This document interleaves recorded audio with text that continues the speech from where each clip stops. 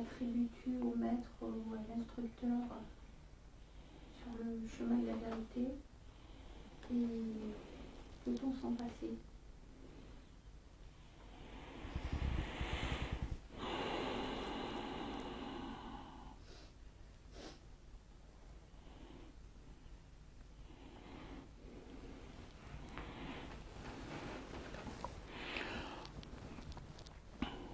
Le maître, en quelque sorte, il est celui qui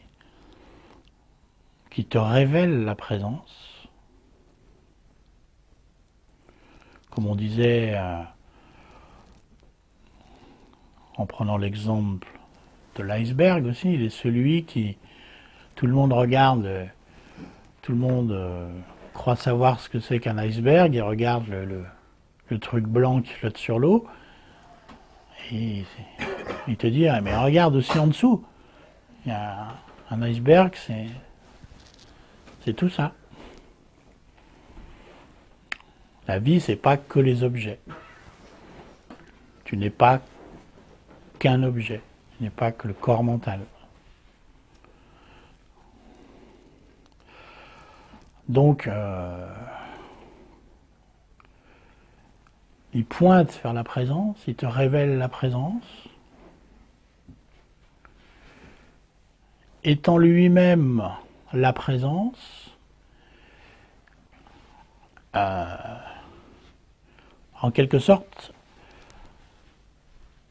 ça pointe directement vers la présence que tu es toi aussi. Et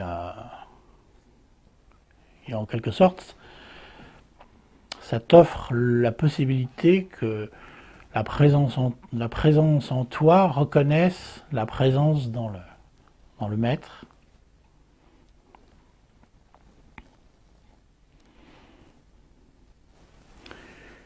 Et puis aussi, il éclaire éventuellement les doutes en répondant aux questions qui se posent.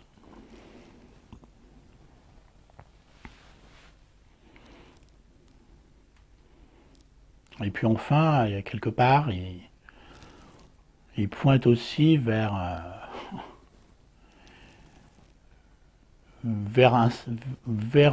des possibilités dans notre vie qui sont pas seulement celles limitées aux croyances qu'on a lorsqu'on s'identifie seulement à l'idée d'être une personne, d'être une petite personne limitée et séparée. Donc là, en quelque sorte, il est aussi à ce niveau-là une sorte de source d'inspiration et de stimulation aussi, en quelque sorte.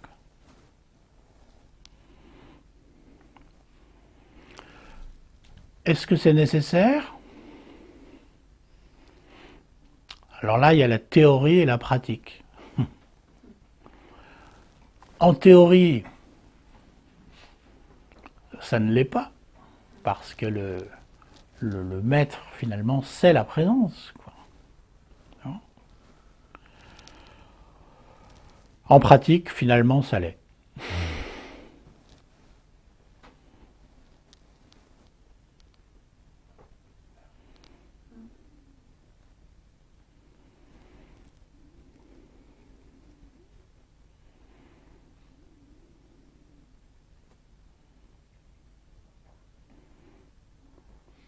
Après, comme certaines histoires nous le racontent, il y a ceux qui ont entendu parler de la vérité une seule fois, à qui ça a suffi. Et puis il y a ceux qui ont dû y retourner et encore et encore. Ça ne veut pas forcément dire que, comme on a tendance à le croire, que ce sont les premiers qui sont spécialement avantagés.